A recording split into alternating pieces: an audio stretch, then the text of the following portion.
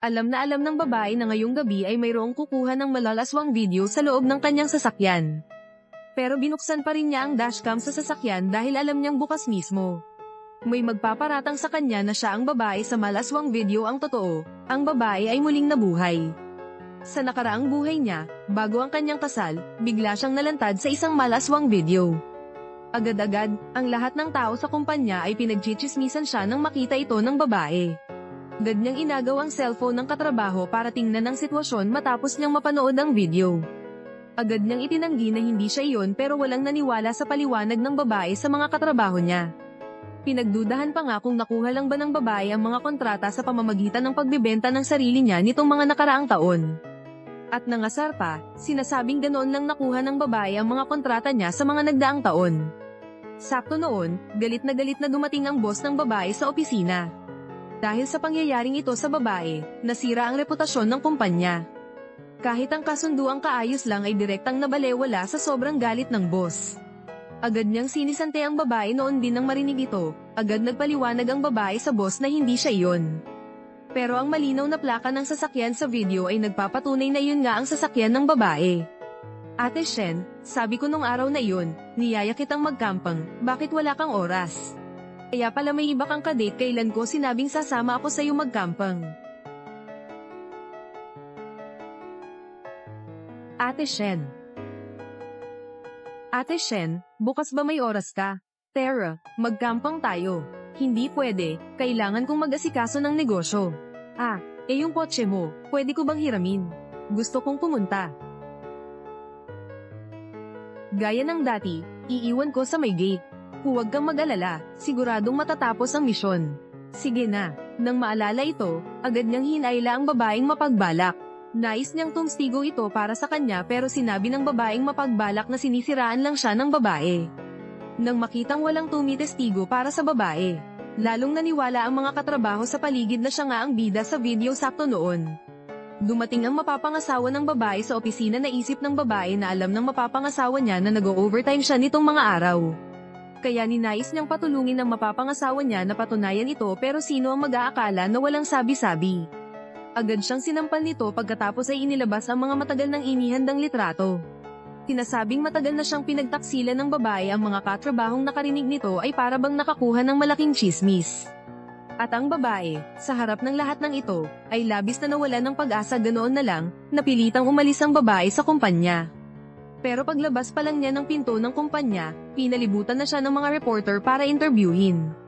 Dahil dito, bigla na lang sobrang na-stress ang babae kaya agad niyang itinulak ang mga tao sa harap niya at tumakbo papalayo.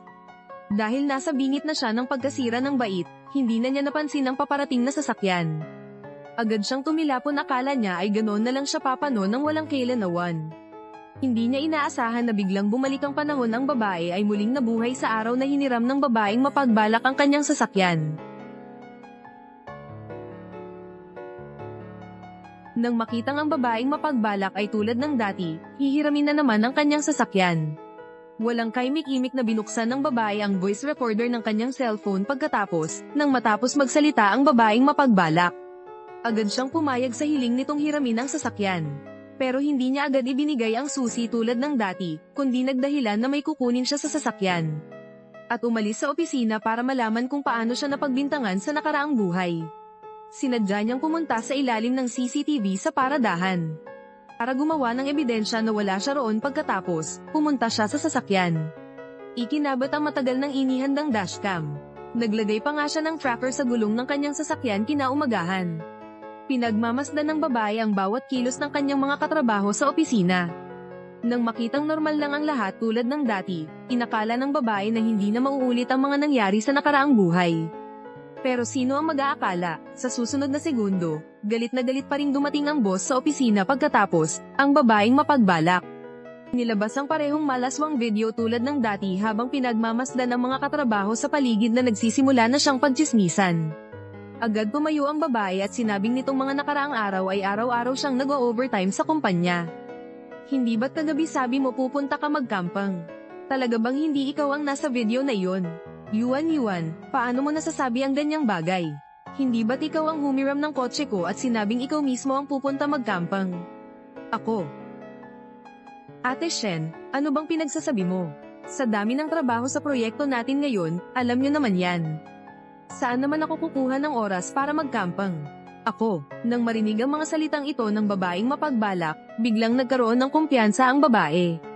Pagkatapos ay inilabas niya ang matagal nang inihandang voice recording at ipinarinig ito sa harap ng lahat ng katrabaho. Nang marinig ang recording, agad nagbago ang ekspresyon ng mukha ng babaeng mapagbalak. Kahit ang pagdududa ng boss sa babae ay medyo nabawasan. Sakto noon, tulad ng dati, lumitaw ang mapapangasawa ng babae sa opisina. Pagkatapos ay walang sabi-sabing akmang mananakit sa babae. Sa mga sandaling iyon, ang babaeng mapagbalak, habang pinapanood ang mapapangasawa ng babae na dumating para humingi ng paliwanag, agad niyang ibinaling ang usapan. Sa isyu ng pagtataksil ng babae sa kanyang mapapangasawa.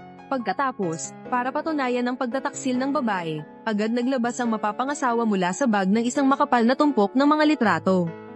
Bilang ebidensya sa isang iglap, naaga ng mga litrato ang atensyon ng mga katrabaho. Pero ang babae ngayon ay hindi na basta magpapatalo tulad ng dati. Tingnan mong mabuti ang mga litratong ito. Ang mukha at katawan, may mataba, may payat. Sa isang ito, may nunal pa nga ako sa braso. Sabihin mo nga, ako ba to?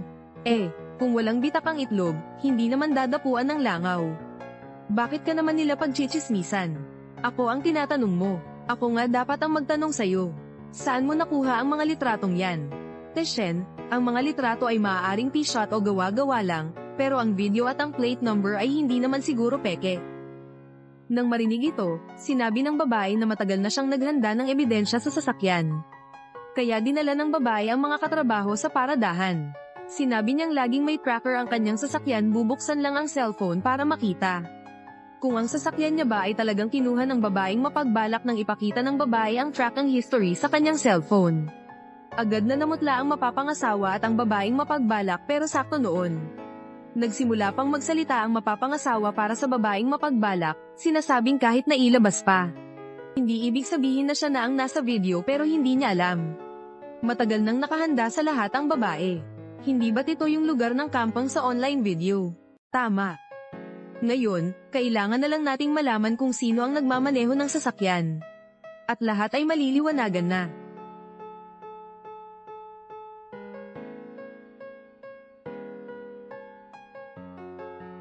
Ito. Hindi ba't ikaw to?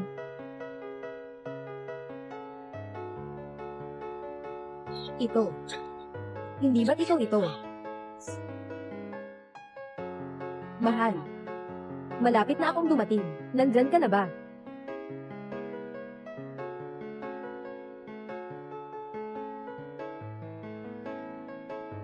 Ito. Hindi ba't ikaw ito? Talagang siya nga. Totoo bang ikaw, ako, ito, paano ito posible? Shen Jinran. Ngayon, ano pa ang masasabi mo? Sa sinabi mo kanina, talagang seryoso. Akala ko talaga, nakahanap na ako ng ebidensya. Ngayon ay ayos na. Totoong ebidensya. Sinasaktan ko na ang sarili ko. Mula sa simula, hindi tayo dapat naniwala sa iyo. Shen Jinran. Baka naman sobrang abala ka, kaya nagkamali ka. Ako, ayos na. Kung hindi mo mahanap, diretsyong makakapagpatunay na ikaw ay may ebidensyang nadumisan. Dali na, ayusin mo na ang mga gamit mo, at umalis ka na. Ang aming kumpanya ay hindi nangangailangan ng mga tulad mo. Ate Deng, paano mo siya pinayagang makaalis ng ganoon kadali? Shen Jinran, tinatawag kitang Ate Shen bilang paggalang. Hindi ko inasahan na hindi mo naisip at pinagsalitaan mo ako. Kailangan mong humingi ng tawad sa akin ngayon. Tungkol sa paghingi ng tawad, kailangan mong humingi ng tawad. Okay lang kung marumi ka, pero ayaw mo pang isama ang ibang tao sa kumpanya natin. Humingi ka ng tawad.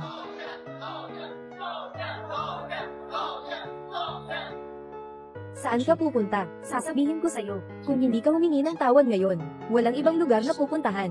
Yuan Ye. Bakit mo siya tinutulungan? Tinutulungan ko siyang magsalita. Inutusan kitang humingi ng tawad sa kanya. Narinig mo ba? Bingi ka ba? Nang uundyok siya, hindi mo ba nakikita? Ang galing mo. Tulad nito, na nagloko, at nagdawat ng iba, ang ganda niya, talagang dapat siyang ayusin. Sinasabi ko sa'yo, mas mabuti ngayon, na mag-sorry ka na sa kanya. Kung hindi, ipapakita ko sa'yo. Yuan Ye, sino ang nag-utos sa'yo na manakit? Shen Jinran. Tama, nagdawat ka talaga. Kay Lin Yuan. Agad, humingi ka ng tawad. Mag-empake at umalis ka na. Mga kaibigan, lahat, ngayon ay maging saksi sa akin. Mula ngayon, ako at ang magandang ito, walang kahit anong ugnayan, sa isa't isa. Ito ang kasulatan ng kasal.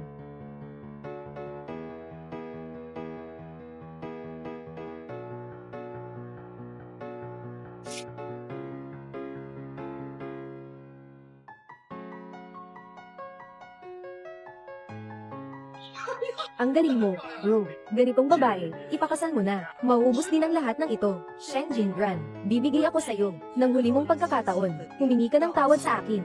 Kung hindi, hindi ko alam kung ano ang mga susunod na mangyayari. Pasensya na. Sabi ko na nga, hindi ako ang gumawa niyan.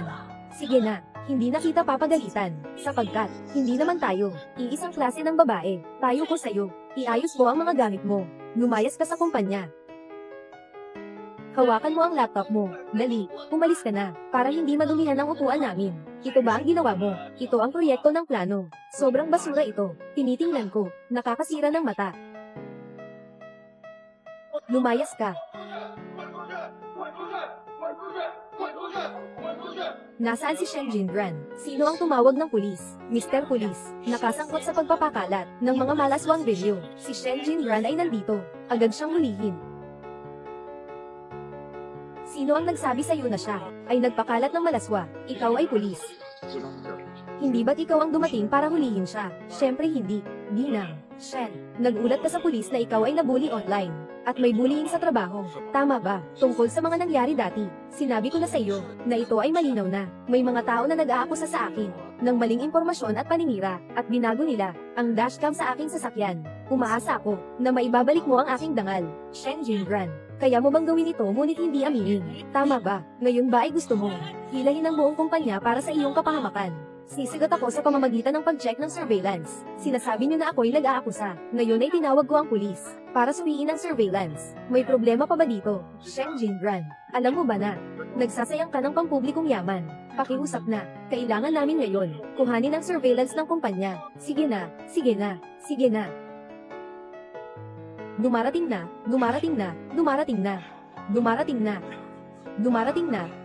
na. Kinuha ko ang mga lahat ng CCTV mula sa opisina nitong mga nakaraang araw. Nakuha ko na lahat. Tingnan ninyo. Nandito lang ako, sa ilalim ng surveillance camera. Itong video. Tiyak na, magpapatunay ng aking kawalang sala, di ba? Talagang si Xiao Shen ay nanatili sa kanyang pwesto, hindi umalis sa pwesto. Hindi ba, talaga tayong nagkamali kay Shen Jinran. Talagang may nagmamaligning sa kanya. Kaya mayroon akong sapat na ebidensya upang pagdudahan na ito ay isang paninira laban sa akin.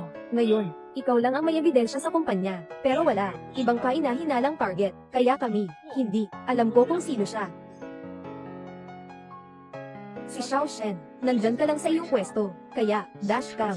Sa loob, Deng Jia, sa kumpanya, ang proyektong sinusuportahan ko, ito ay maliwanag sa lahat, talaga, ikaw sa kumpanya, ang mga proyekto na aking pinangangasiwaan, talagang pinaka-advance sa kumpanya, sa bilis ng progreso, hindi lang iyon. Kayo po lahat, maaari rin kayong mag-isip ng mabuti, kapag kayo ay nagtatrabaho sa kumpanya, tuwing overtime, ako rin po ba, nasa aking pwesto rin? Parang ganun nga, noong Shen Jinran, hindi rin naman, palaging nasa kanyang pwesto. Tingnan niyo ng mabuti, Shen Jinran, mula madaling araw, sa oras na ito, wala na sa kanyang pwesto. Lin Yuan, pinag-isipan mo ng mabuti, na hanapin sa surveillance, sa mga oras na wala ako, ano ba talaga ang gusto mong gawin? Gusto kong sabihin, ikaw, Shen Jinran, ay nasa ganitong sandali, kasama ang lalaki, lumabas. Noong panahong iyon, hindi ako pumunta, nagpunta lang ako sa banyo, kaya wala ako, sa saklaw, tama na. Shen Jinran, walang maniniwala sa mga kasinungalingan mo. Ginagawa mo lang ito para itago ang sarili mo. Lumalabas ka kasama ang iba. Sinasadya mong manatili sa opisina para mag-overtime. Ito ang dahilan kung bakit ka nag-overtime sa opisina. Maaari kang makakuha ng overtime pay at makuha ang simpatiya ng boss. Pagbalik mo, maalagan ka pa ni Yege na nagmamalasakit sa'yo. Shen Jinran, lahat ng magagandang bagay na ito ay para sa'yo talaga. Huwag mo namang magbintang-bintang ng masama sa akin. Mag-isip-isip kayong mabuti. Kung hindi natapos ang trabaho, sino ang mag-iiwan sa kumpanya para mag-overtime? Sa isang palikuran, ng 2 oras na. Hindi alam. Akala ko nga, na nahulog ka na. May duda nga dito. Pumunta lang ako, sa convenience store. Naglalaro ka. Ituloy mo lang ang kwento. Lahat tayo ay mga dayuhan. Si Kuya Yelang. Sa ibabaw ng ulo ni Kuya Yelang, ang dami ng berde. Shen Jinran, mas mabuti kung may ebidensya ka, napatunayan kung ano ang ginawa mo, nitong mga nakaraang araw. Ano pang ebidensya ang kailangan? Walang ebidensya, ang kumpanyang ito, paglabas, mas wala ng ebidensya, Kuya Ye. Kuya Lee, naalala ko noong araw na iyon, ikaw ang naka-duty, nang lumabas ako mula sa unang palapag. Nakipagbati pa ako sa iyo, alam mo pa ba iyon? Naalala mo pa ba?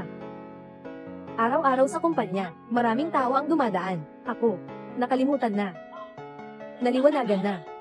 Tama, Shen Jinran. Totoo na nag-overtime ka. Pero, totoo rin na. Lumabas ka kasama ang lalaki. Bakit ka tumatawa? Tumatawa ako sa'yo, sa mga plano mong masama, na ibinabato ang dumi sa akin. Ngunit nagkakamali ka, mayroon akong saksi. Mayroon din akong ebidensya sa video, na makakapagpatunay ng aking kawalang sala. Ebidensya, nasaan? Nasa ibaba na ngayon. Dapat puno na ito ng mga mamamahayag at influencer. Naghihintay silang i-interviewin ako. Kabilang dito, yung isa, ang empleyado ng convenience store.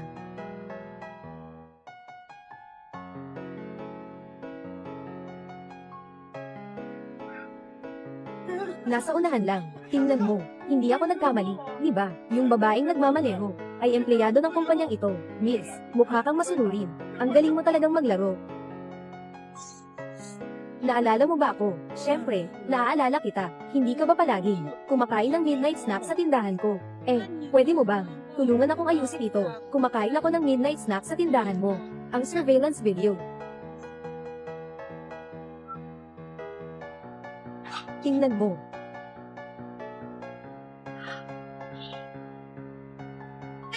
Itong babae, hindi ba ikaw yan? Talaga. Ito ba ay si Shen Jinran? Tama. Ito ako. Napakalayo. Sino ang makakakita ng malinaw? Kung siya nga ba, alam ko naman. Hindi ako magkakamali. Noong gabing iyon sa tindahan, walang tao doon. Kaya ito, siguradong siya yon. Nasa malayo siya. Baka nga, kayong dalawa, ay nagkasundo. Siya ang nasa video. Yung babae. Hello. Itong anggulo. Maaari bang palakihin pa ng kaunti? Sige. Ito, hindi ba, si Shen Jinran? Oo nga. Ngayon ay pinalaki na. Sa wakas, nakita na ng malinaw ito. Hindi ba ito ay tumutugma? Ito si Xiao Shen. Lumabas mula sa kumpanya. Mga 12 higit. Naglakad papunta sa convenience store. Mga bandang isa. Nandito ka. Sa eksena ng pagbili ng mga bagay. Kasama ng nawawalang. Mga footage ng surveillance. Hindi ba ito ay tugma? Ngayon, malinaw na, di ba? Nandito ako. Pagkatapos kong bumili, diretso na akong bumalik sa kumpanya. Ang monitoring ng kumpanya, maaari rin itong patunayan. Wala akong, kahit anong oras, na magkampang. Sandali lang, tingnan nyo.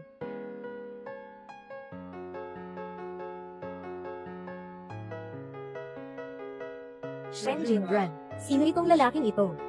Ano pa bang sasabihin? Tingnan mo silang dalawa, may usapan at tawanan. Si Shen Jinran, siyang nagbayad para sa kanya. Baka nga, siya na si Shen Jinran. Nasa labas lang, mahal na bata. Siyang nagmamaneho na bida. Tumahimik ka. Sasabihin ko sa'yo, wala siyang ibang ginagawa, kundi ang maging isang ulubi na hindi makakain. Kaya binilhan ko siya ng isang bote ng tubig. 2:00 ng madaling araw, nakakita ka ng isang palaboy. Hindi mo ba inuuna ang iyong sariling kaligtasan? Bumili ka ng tinapay para sa kanya, at isang bote ng tubig. Nabanggit mo yan. Naniniwala ka ba sa sarili mo? Sino ba ang nakakaalam kay Shen Jinran? Kung ginagawa niya ito para lang, sa kaunting kilig, na gusto niyang makipagtalik sa isang palaboy. Lin Yuan Yuan.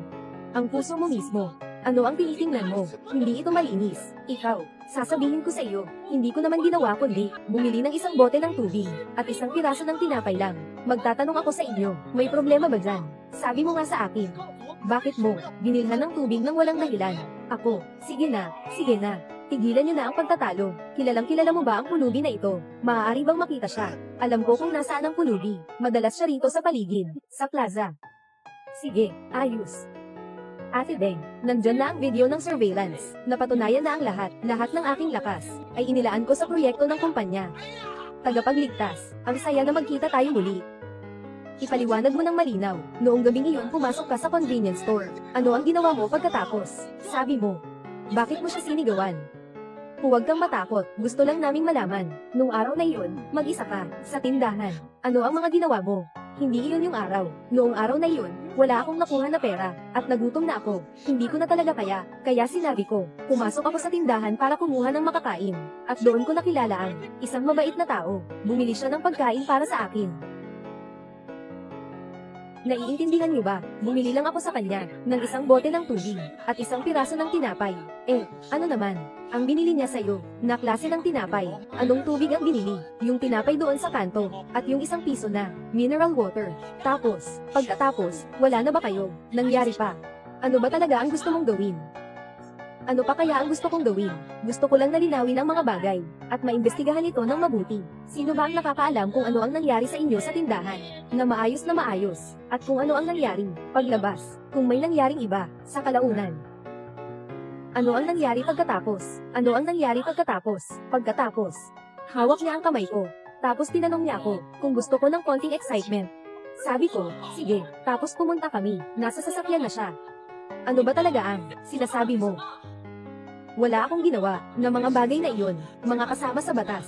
Siyang nag-iimbento. Shen Jinran, anong ginagawa mo? Bakit ka matatakot sa iyong ginawa, di ba? Ngayon, narito ang buhay na saksi. Nandito siya. Gusto mo na namang sabihin na siya ay nag-iimbento lamang. Wala akong ginawa sa mga sinasabi niya.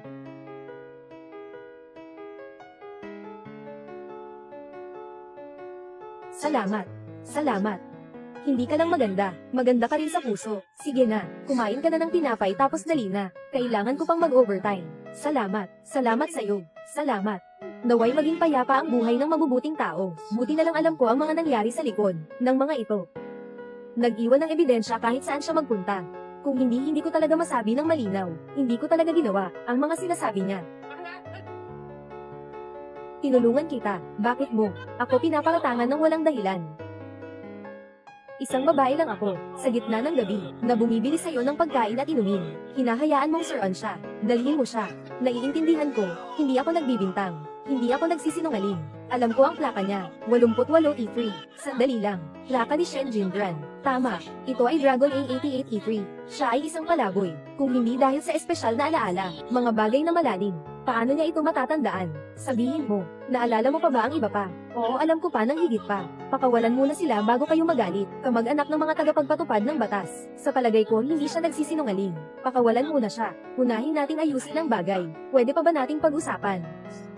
Alam ko pa nga kung anong kulay ng lipstick niya. Ano ba yun? Anong klaseng bagay yun? Basta hindi ito Chinese. Estee Lauder. Oo, binili ni Shen Jinran. Ngayon, ang nasa labi mo ay ito. Estee Lauder Playset 420. Tama ba ang kulay na bean paste? Ang kumpanya namin ay nakatuon sa beauty products. Kaya naman alam na alam namin ang brand na ito. At saka, gusto ni Xiao Shen ang lipstick ng brand na ito. Hindi naman kailangan. Nasa bahay siya. Marami rin siyang inilagay na lipstick ng parehong brand. Ang plaka ng sasakyan at lipstick, hindi naman talaga pribado. Mabilis lang itong makita. Dahil hindi ito pribado. Paano ito magiging ebidensya? Alam ko na may nunal ka, sa likod ng leeg mo. Shen Jinran, hindi mo ba sinabi sa akin, na ang nunal na ito, ay lumitaw lamang kamakailan? Walang nakakaalam sa pamilya mo. Ako lang ang nakakaalam. Nakalutas na. Itong pulubi na ito, tiyak na hindi sinasadya, na makita si Shen Jinran sa sasakyan, na naglalambingan, at nakita ang balls na ito. Hindi ko sinasabi na si Shen Jinran. Sobrang hindi ka mapili kahit ganito ka. Kaya mong sabihin, Kuya Wai, hindi na pwede, tapos na ang usapan. Pumunta ka na sa ospital.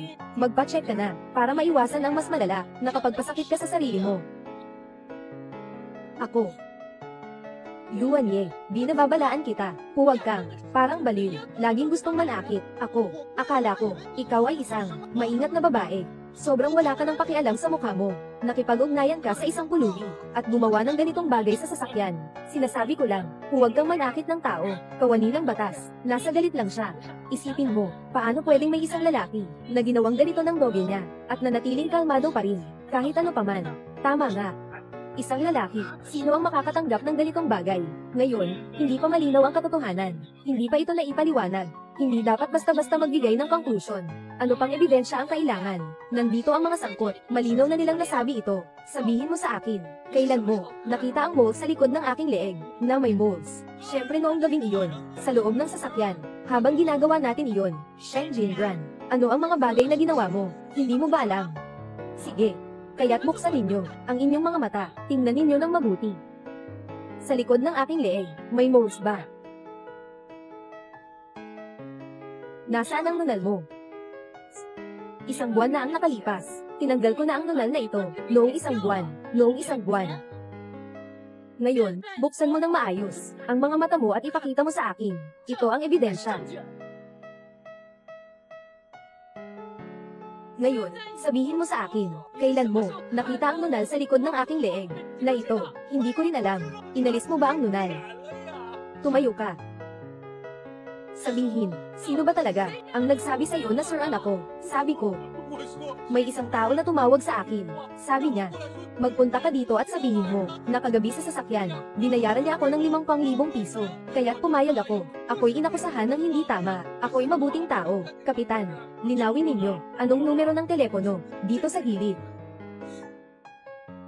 Ito ang online na numero ng telepono. Tinawag. Ang ganitong numero, maaaring libo-libong tao ang gumagamit sa isang araw. Mahihirapan tayong hanapin.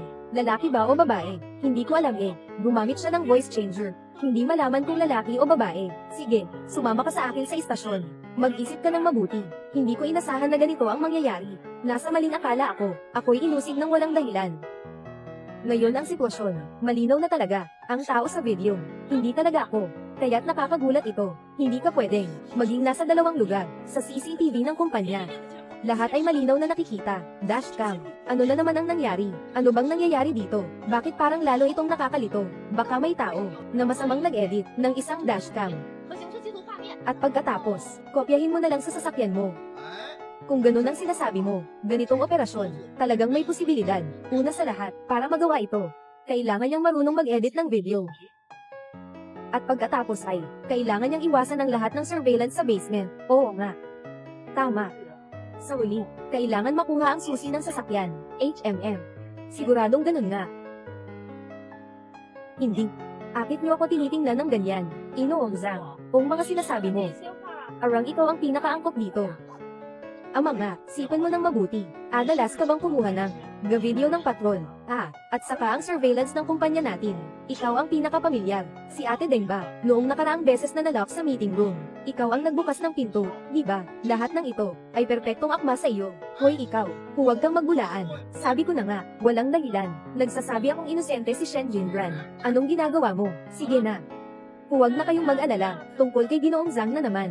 Hindi siya. Paano ka naman ganun kasigurado? Hindi si Zhang Li ang gumawa nito. Hindi ako yun. Sa totoo lang, mula kanina, iniisip ko na, itong bagay na ito, hindi lang naman. Sakto lang na naalala mo ako.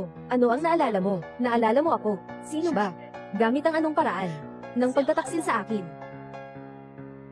Alam mo ba kung sino ang nagkakalat ng chismis laban sa'yo? Ngayon lang tayo, babalik sa opisina, yung dashcam noon.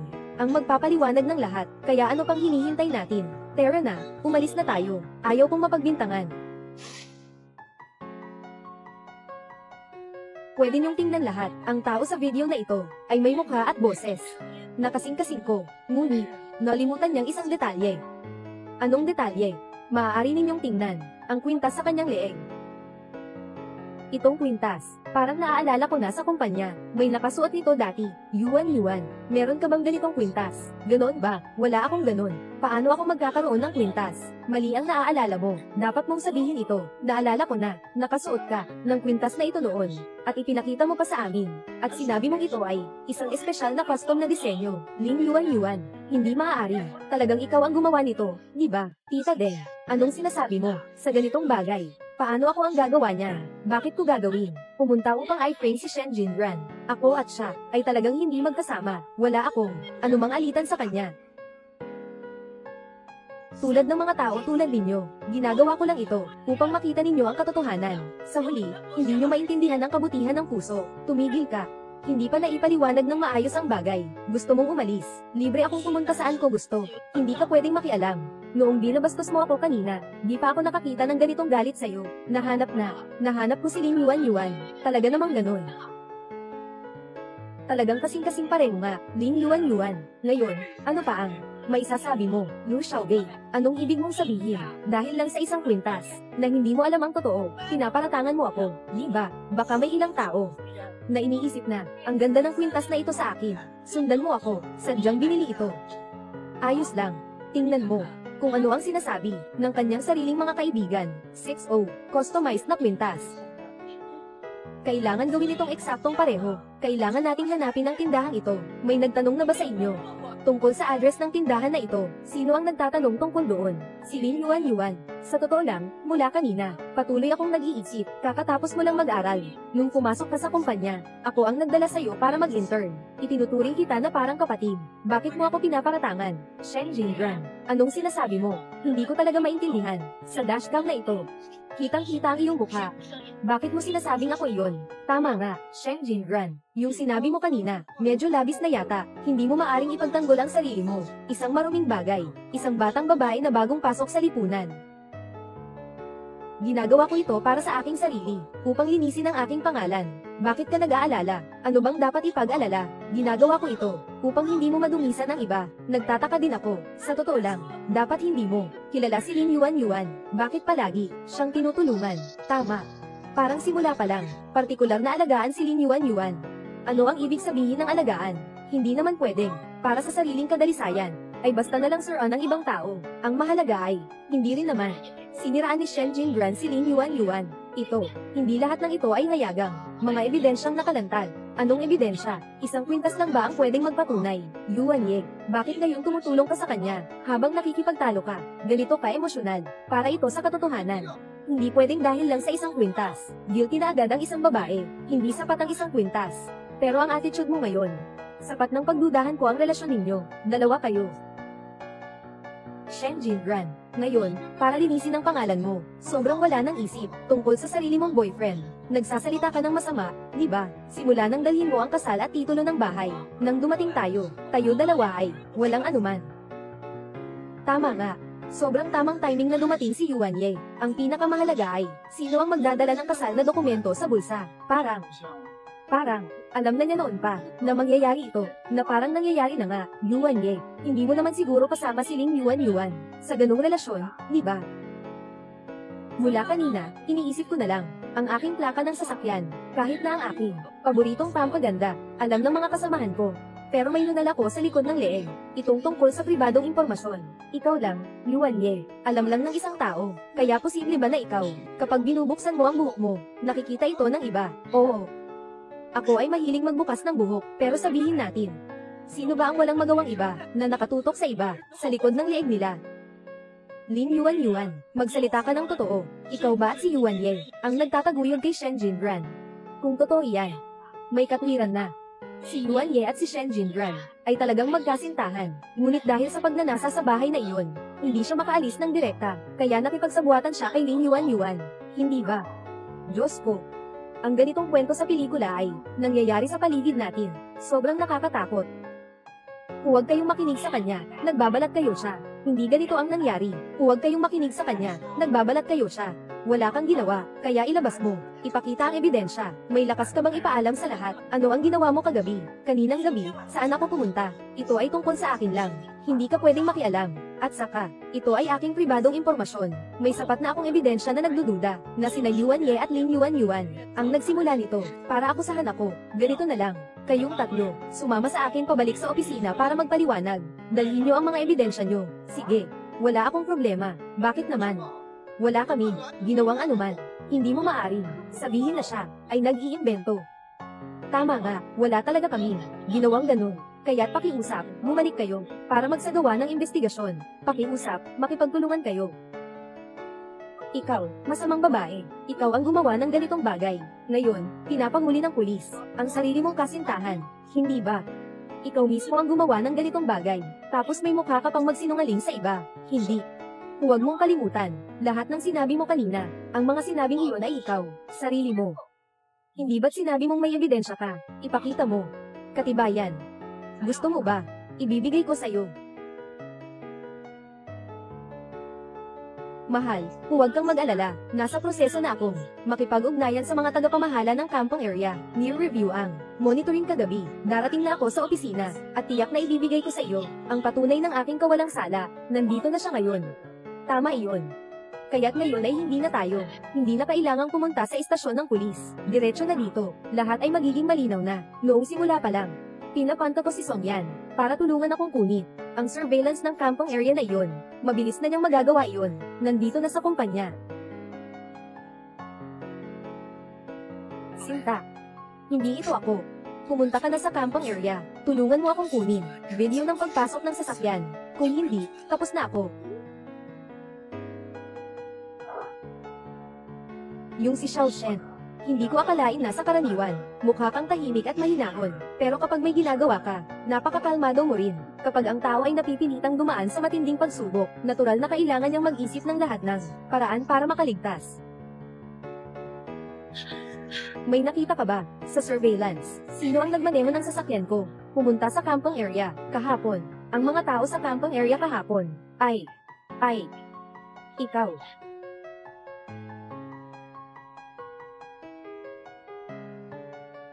Kahapon sa kampong area. Iyan ay, sabihin mo na kung sino.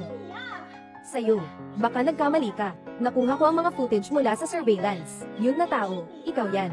Ano bang nangyayari dito?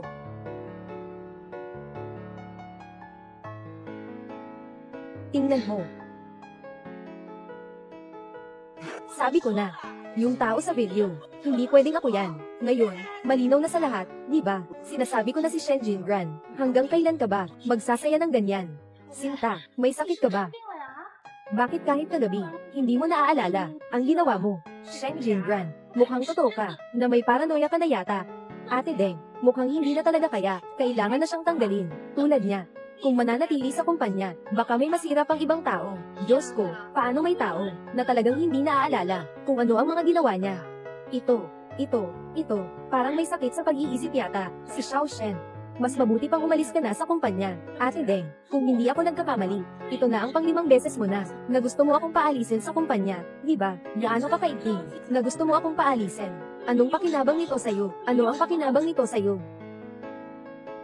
Ano ang ibig mong sabihin sa sinabi mo? Hindi ako may sakit sa pag-iisip, mga kasama. Siguro nakita niyo na rin ang mga naunang CCTV footage, kung saan makikita na nag-overtime ako sa aking pwesto. Pwede bang itanong, sa parehong oras, paano ako nandoon sa kampong area? Kaya't ang katotohanan ay isa lamang. May nagkunwaring ako na nagmamaneho ng aking sasakyan, pumunta sa kampong area. Ngunit sa mundong ito, bukod sa plastic surgery, paano magkakaroon ng 2 tao na magkapareho ng hitsura? Tama nga, kung meron man.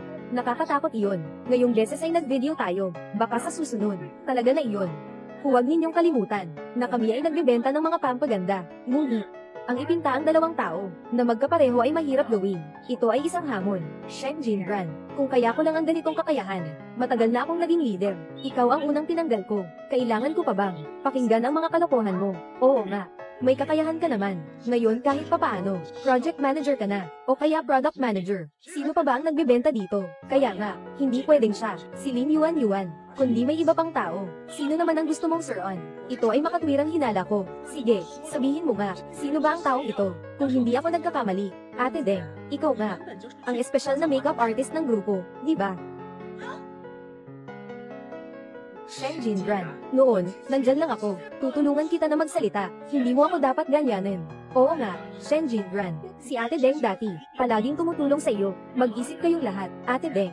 Bilang isang departamento, tagapangasiwa ng proyekto. Pagdating, hindi para tulungan kami na malaman ang katotohanan. Kundi umakyat, nagmamadaling paalisan ako. Mahirap para sa akin na hindi magduda sa iyo. Shen Jingran, ikaw ay Parang aso na naguguluhan at nangangalit. Binabalaan kita. Wala kang ebidensya. Nang aakusa ka sa iba. Ito ay paninirang puri. Siyang, mas mabuti pang makahanap ka ng ebidensya. Kung hindi, isasampa ko ang kaso laban sa iyo. Hindi ba't madali lang ito? Papasukin mo si Yan sa opisina mo. Para tingnan. Kung may mga gamit sa special effects makeup, doon mo malalaman.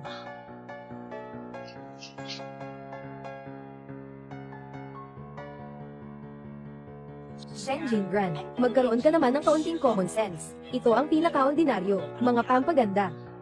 Bilang project manager ng isang kumpanya ng pampaganda, at bilang isang babae, walang masama kung may mga pampaganda sa opisina. Normal lang iyon. Walang dapat ipag-alala. Sige, sabihin mo nga, ano itong bote ng plastic na solusyon? Ano ba ito? Ito ay simpleng pandikit lang. At ilang maliit na kagamitan.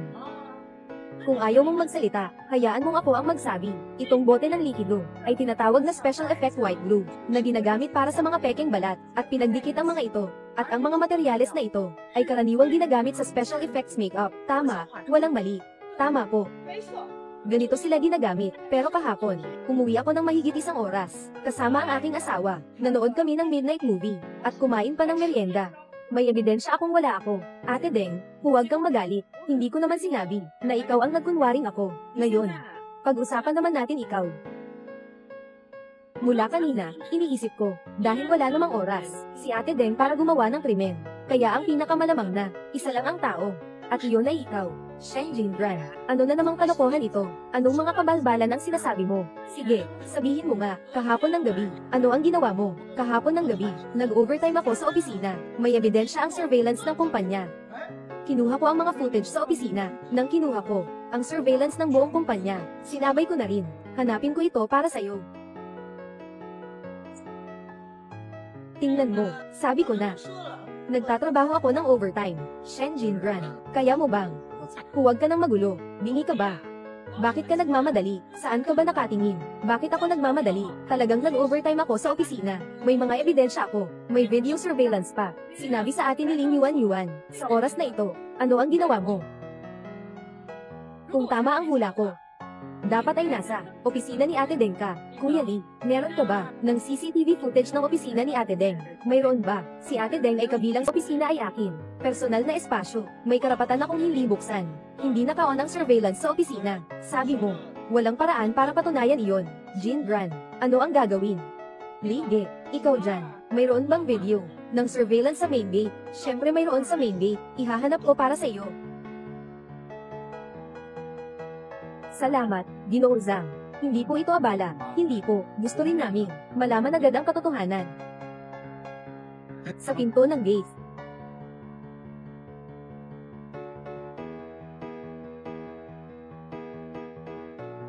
Nakita ng lahat, yung tao sa video. Malinaw na ikaw, Shen Jinran, di ba? Mukhang may iba ka pang. Walang masyadong masasabi. Mahal na mahal. Sa ganyang katalinuhan mo, paglabas mo ng kulungan, huwag ka nang gagawin ulit, magsagawa ng mga bagay na paninira, kayo niyo. Maingat na tingnan ang CCTV, yung oras sa taas. Alas 12:05 ng madaling araw. Sa oras na ito, may espesyal bang kahulugan ito? Mag-isip kayo mabuti kung ano ang nakita ninyo noon. Oras ng pagmamanman. Naiintindihan ko na. Alas 1:30 ng madaling araw. Nasa convenience store si Shen Jinran. Bumibili ng merienda. Tama. Walang duda. Pumasok si Ling Yuan sa opisina ni Deng Jia. Nag-overtime ako. At bandang 1:30, nagbibili ako sa convenience store. Tatanong lang ako, sa parehong oras. Bakit ako nasusumpungan na narito? Iba ang mga lugar. Ikaw pa ang nagtatanong sa amin.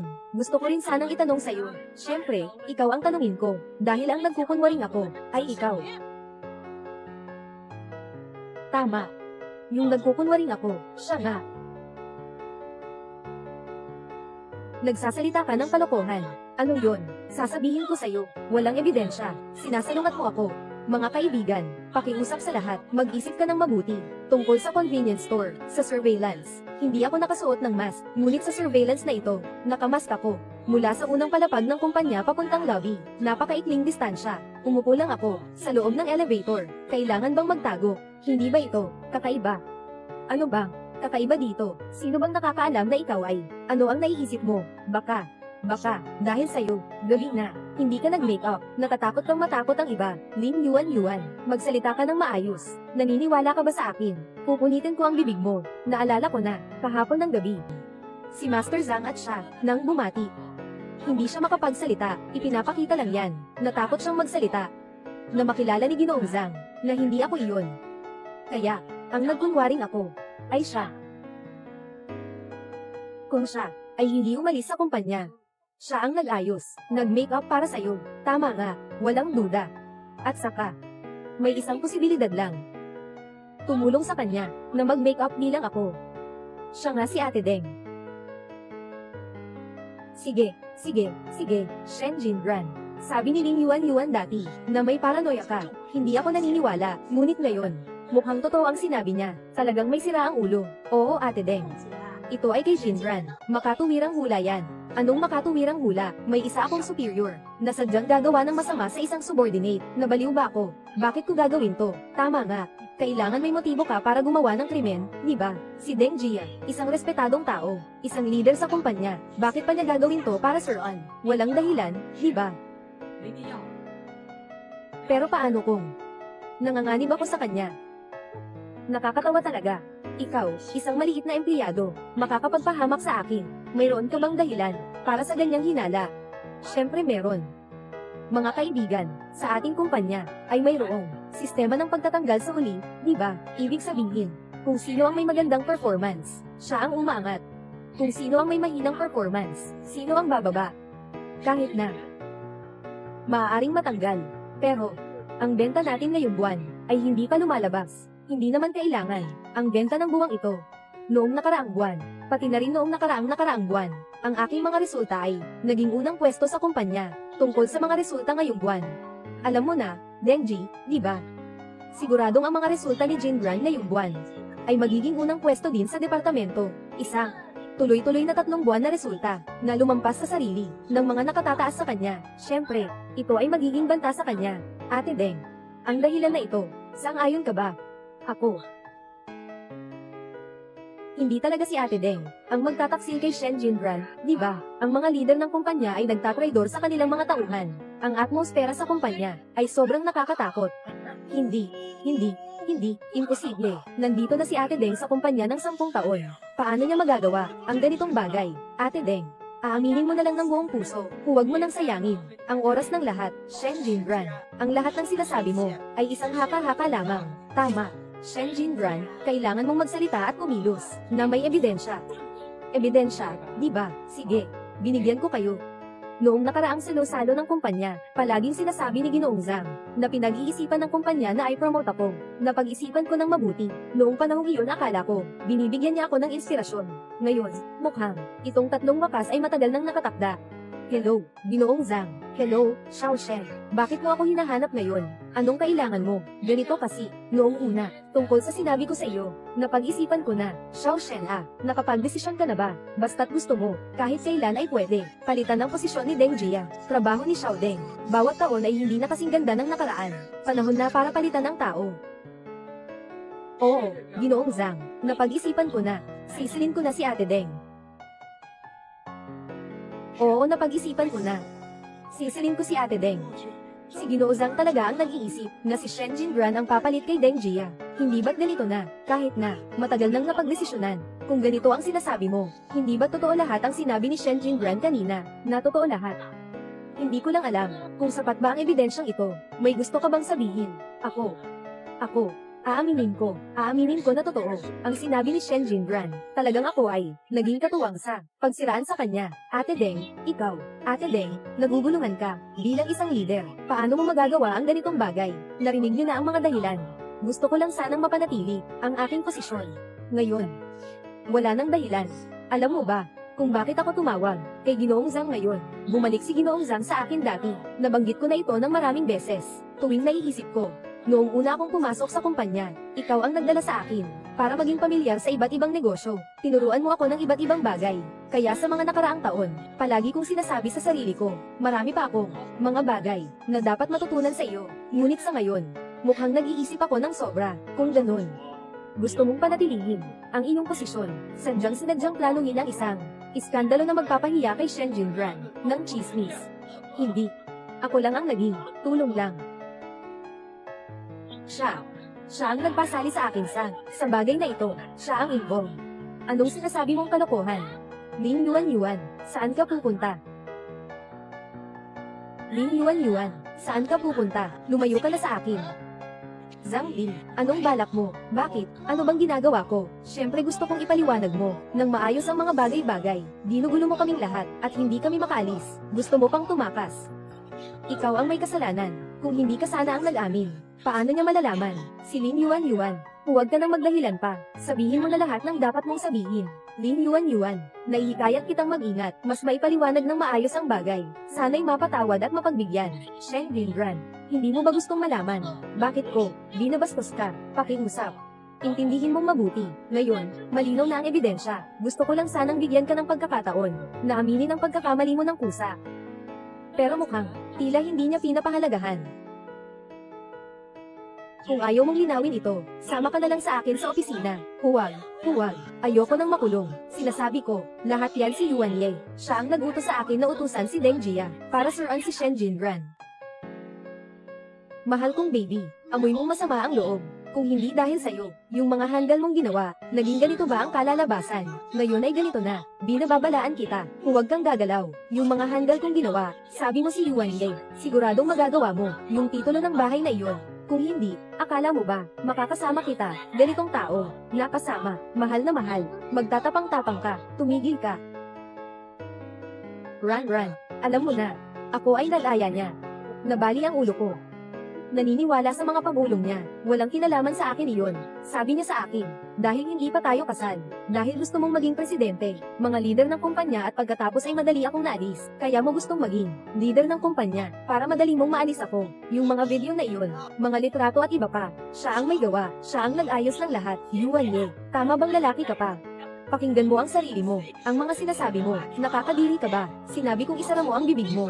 Narinig mo ba? Sabi mo, isang beses ka lang, na nahulog sa kapangyarihan ng demonyo. Kung ganun, itong bagay na ito, ikaw ay isa palang biktima. Siyempre, ako ay isa talagang biktima. Wala itong kinalaman sa akin. Siya ang may kasalanan. Siya ay may mga matatamis na salita. Hinahalina niya ako. Yuan Ye, wala kang hiya, ha? Ang bahay na ito ay kay Shen Jinran, bilang paunang bayad, at nakipagsabuatan ka pa sa ibang babae, para kunin ang bahay. Nagpadala lang ako sa tukso. Ngayon, naiintindihan ko na, kasalanan ko ito. Rara, tingnan mo, sa atin, sa tagal nating magkasama, pwede ba nating muling magsimula? Nakikita ko na ikaw at si Lin Yuan. Siguro matagal na kayong may relasyon. Bakit ka pa ngayon lang umatake? Natakot lang kasi, dahil sa bahay na yon. Shen Jinran, sa bagay na yan, kailangan kong ipaliwanag sa'yo, kahit na nagkamali na siya una, pero hindi mo pwedeng gamitin siya, para insultuhan ako. Ininsulto kita, gusto mo bang makinig, sa sinasabi mo, nagpanggap si Lin Yuan bilang ako, at yung lalaking iyon. Dapat ikaw iyon. Hindi. Sinta. Sinasalita ko, tiyak na ako, tapat sa iyo. Maniwala ka sa akin, lahat ng bagay, mga video at larawan, lahat ay siya. Siya ang nag-ayos ng lahat. Okay, tanong ko sa'yo, nung wala ako sa bahay, ano ang ginawa mo? Nagtatrabaho ako sa opisina. Dapat kang maniwala, kahit na hanggang sa huling sandali, nandyan pa rin ako para sa isipin natin ang hinaharap natin. Kaya dapat hindi ka magalit, tatawagan ko, ang kumpanya nyo, talaga bang tatawag ka, sa aming opisina, alam mo ba, na makakaapekto ito sa trabaho ko, anong epekto nito? Hindi ka tatama. Tatama ako, sakto lang. Noong nag-overtime ka dati, para makapaghatid ng pagkain sa'yo, kahit ang gwardiya sa inyo, kilala ko. Tama lang. May WeChat din ako. Ginoong Leo, naalala mo pa ba ako? Alam ko, ikaw yun. Magandang girlfriend ni Yuan Ye. Tawagan mo ako, mayroon bang anuman?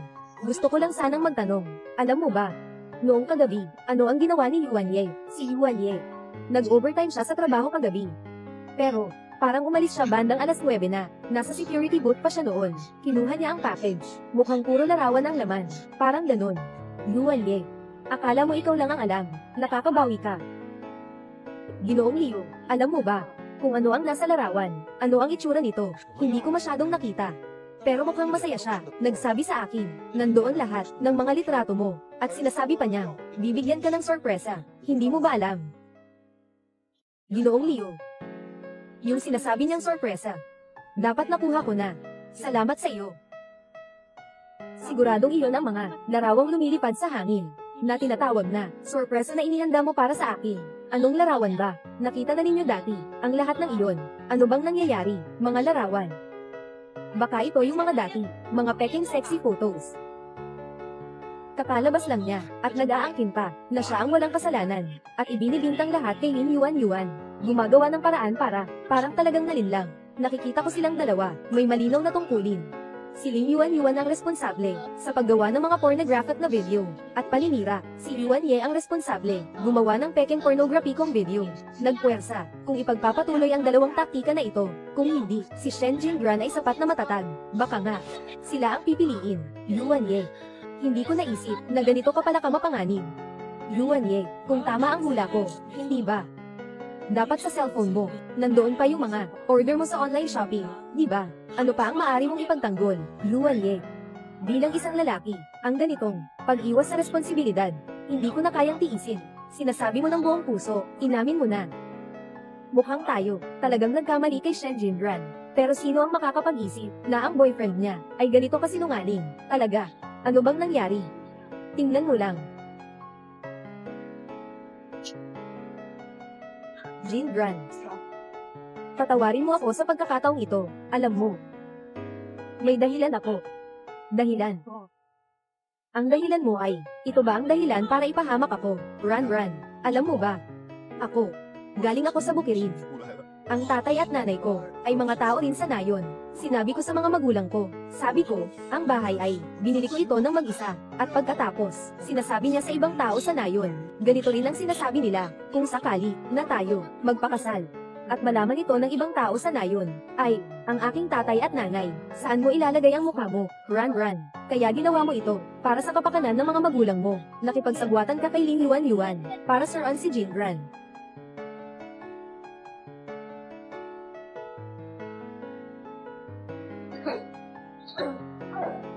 Run. Patawarin mo ako sa pagkakataong ito. Hindi na ako muling magkakamali. Ito ay isang mali. Patawarin mo ako sa pagkakataong ito, dahil sa aking kayabangan, Yuan Ye. Sinasabi mo ang mga salitang ito, naniniwala ka ba sa sarili mo? Ikaw at si Lin Yuan, baka hindi niya alam kung kailan. Nagkasama na sila. Yung kwintas na suot niya, sa mga post niya dati, siguradong ikaw ang nagbigay. Run. Nanumpa ako na sinasabi ko, ay totoo. Kaya't handa ka bang buksan ang iyong telepono at ipakita sa akin? Sila, nagkasundo, bakit sila magkasama? Gawin mo ito, mga bagay na nagdadala sa kulungan. Bakit? Walang lakas ng loob. Run. Makinig ka sa akin. Isang beses lang, huling beses na. Sa tagal nating pinagdaanan, sa dami ng mga pagsubok, dahil sa mga bagyong yun, patawarin mo na ako sa huling pagkakataon. Run. Pakidala na lang siya. Salamat. Ayokong na makita pa sila. Bumangon ka.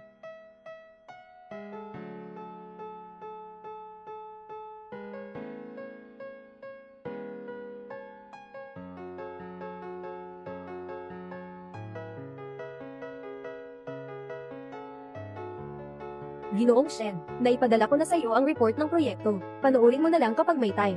Sige. Pwede mong i-forward sa email ko. Sige lang. Sino yun?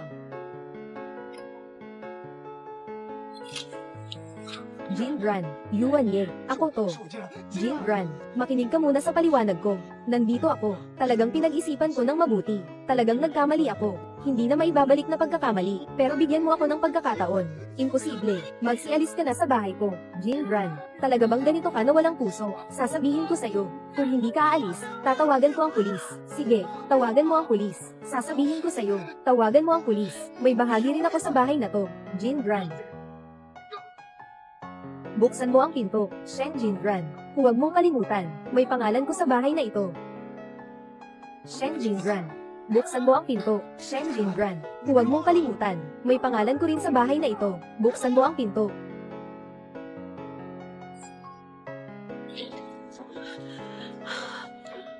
Hello, si MS, Shen ba? May nag-report na residente. May isang taong baliw sa harap ng bahay mo. Nagsisigawan, nagwawala. Kilala mo ba siya? Maghanap kayo agad ng tao para mapalayas siya. Sige, tatawag ako ng pulis agad. I-lock mo lang ang pinto. Sige, salamat. Buksan mo. Shen Jinran. Shen Jinran. Buksan mo. Buksan mo ang pinto. Shen Jinran. Shen Jinran, ikaw na masamang babae. Naglakas loob kang tumawag ng gwardya para hulihin ako. Maghintay ka lang. Hindi pa tayo tapos. Dumaan ka na dito para samahan ako. Hindi ka pa kumakain. Mag-order ako ng masarap para sa'yo. Huwag kang mag-alala. Ako na ang mag-o-order. Pumasok ka na at matulog ka ng kaunti. Magpahinga ka ng mabuti.